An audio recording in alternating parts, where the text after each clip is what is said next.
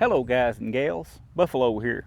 Today we're going to be patterning the Henry 410 lever action shotgun. Love this shotgun. You won't find a better made 410 on the market. It's based on the Henry 4570, but you know, I covered all that stuff in the review video I did, so I'm not going to get too sidetracked on all of that, but I really love this shotgun. Today we're going to be doing some patterning for the small game hunter. I did that review video and I got a lot of comments, a lot of questions. A lot of people wanted to see me pattern it. So I'm going to pattern it with some Remington extra long range, 2.5 inch, number 6 shot. Of course, the Henry 410 is only chambered for the 2.5 inch shells, not the 3 inch. So we've got the 2.5 inch here, 1/2 ounce of number 6. I chose number 6 because it's a good balance for rabbit, squirrel, a lot of birds. Of course, the smaller shot you use, the more efficient your patterns are going to be out of a little small bore. But I chose these because it's the Remington XLR or extra long range. It's a pretty good load. A lot of people use it, so it's very common, easy to find. And normally I would like to pattern on a 4 foot by 4 foot target. Don't have any today. I do have a 16 inch gong. What I'm going to do is I'm going to start at 10 yards and back up in 5-yard increments. We'll shoot a pattern, go take a look at it, back up, shoot a pattern, go take a look at it, until we find what we'll keep backing up until we find the maximum range. Now, I'm not even going to load the magazine tube since we're just going to be shooting one round and walking up and checking it. Let's drop one in. I've already got my ears in, my eyes on. We might as well get started.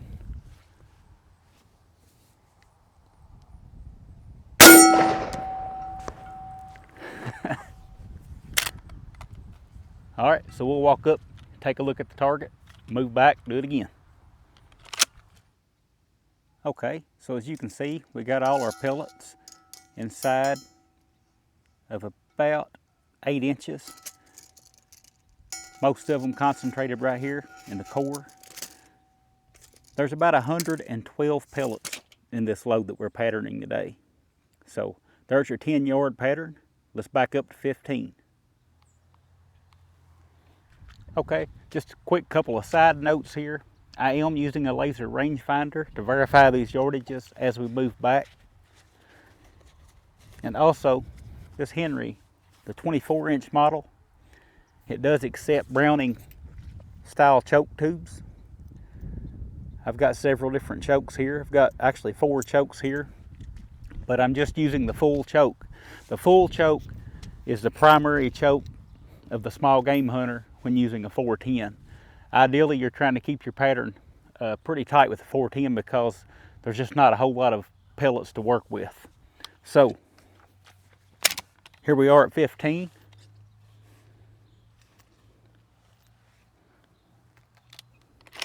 Let's take a shot and see what it looks like.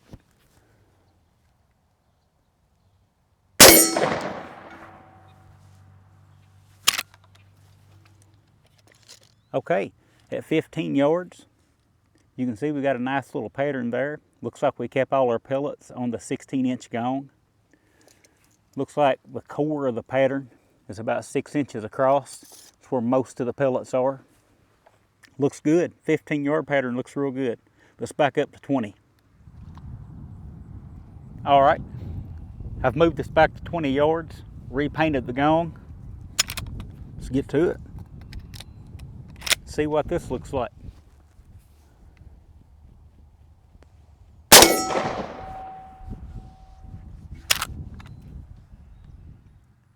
"20-yard pattern looks great. Got a nice core there, pattern core, full of pellets, plenty good enough to do some small game hunting with. So 15 and 20 yards, it looks great. Let's back on up to 25. Okay. Got the steel target painted. Got us moved back here to 25 yards. So far the patterns have looked really good. Let's see what this looks like.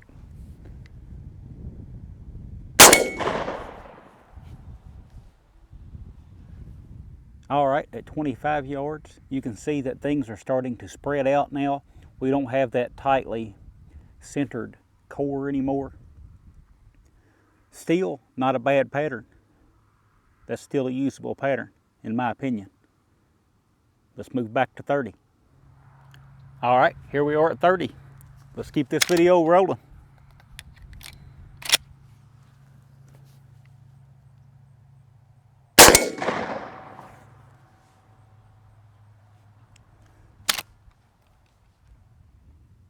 All right, so at 30 yards, you can see we're approaching the usable limit of our pattern. Things are really starting to spread out now. Still, you know, for what it is, a ½ ounce of number 6s still looks pretty good, but you can see like we're starting to get some big voids in the middle portion of our pattern. I don't care so much about the edges, but when we start getting voids in the middle, that's when you're going to have problems. The last thing anybody wants to do is cripple or injure game and not be able to recover it. You know, it's a feeling that no hunter wants to go through. So honestly, this would probably be about my cutoff. Wouldn't really want to shoot at something, at an animal farther than 30 yards with this particular load. But since we're just shooting a steel gong and doing this for demonstration, we're just going to keep backing up. So let's go back up to 35 yards and see what it looks like. All right, 35 yards. We're ready to roll.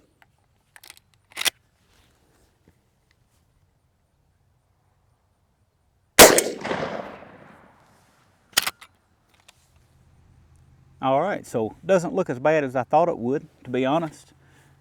Still getting a lot of our pattern on the 16-inch plate here, but you can see those voids are getting larger as the pattern starts to separate more the farther we get back. Let's go for 40. All right, here we are at 40. 40 yards.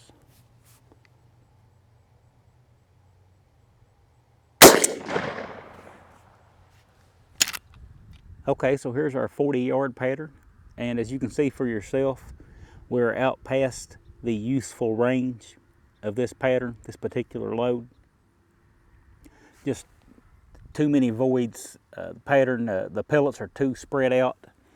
Yes, you could get lucky. It doesn't take a whole lot to put a rabbit down. If you're rabbit hunting, one of these pellets in the right spot, you could luck out and get the job done. But we don't want to rely on luck. We want a clean, humane kill every time. We want to put the odds in our favor as much as we possibly can. And for me, that makes this a 30-yard shotgun. Inside of 30 yards, I'm highly confident that it will get the job done. Outside of that, as we saw at 35 and 40 yards, just spreads out too much. All right, so that's going to bring us to the close of another video. Not going to apologize for the harsh lighting today. It's nice to see the sunshine around here. It's been such a horribly wet year. Every weekend it's been rainy, so welcome to see this harsh lighting for this video. So hopefully you guys maybe you enjoyed the video, maybe you learned something about how a shotgun spreads over distance.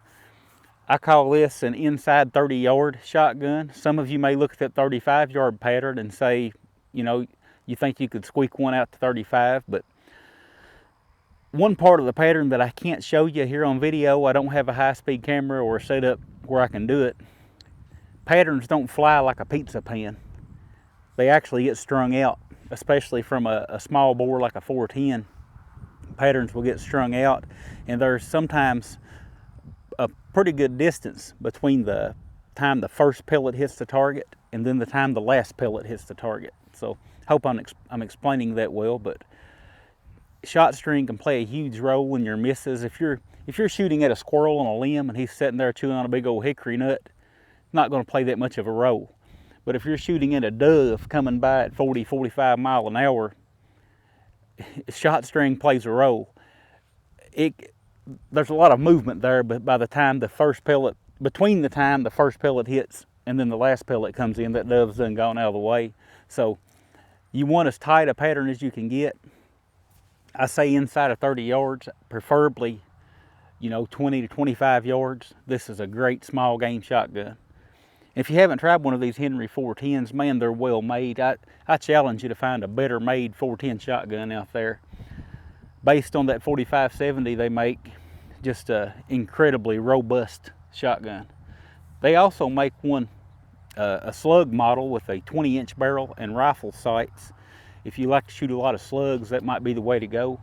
I found this better for all purpose, general purpose use. Of course, we can put the choke tubes in, switch those out. We can put a cylinder or an improved cylinder in and try some slugs out of it. Maybe I'll do that in the video too. To me, just the more versatile of the two models that Henry offers. But that's all I got today. I want to say thank you to all you that have subscribed to the channel. It always amazes me at how many subscribers I actually have. Try not to think about it too much, but it make me camera shy if I realize that I've got that many subscribers out there. But special thanks to my Patreon members. You guys are phenomenal. You're what keep this channel going. Really appreciate it. Without you guys, I'd probably be posting one video a month, if that. So can't thank you guys enough. That's all I got, and I'll talk at y'all again soon.